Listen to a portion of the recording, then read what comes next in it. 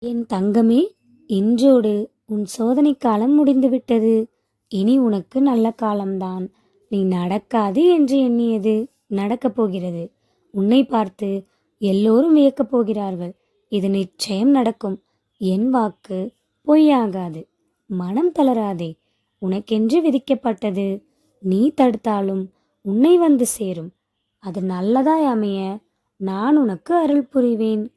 கற்பனைக்கும் எட்டாத ஒரு மகிழ்ச்சியான எதிர்காலம் உனக்கு உண்டு. உன் நிலையை நான் அறிவேன். தங்கமே, உன்னை பற்றி எதுவுமே தெரியாமல், உன் சூழ்நிலையை முழுவதும் அறியாமல் உன்னை ஒருவர் விமர்சிக்கின்றார் என்றால் அவரிடம் புன்னகைத்துவிட்டு கடந்து செல்.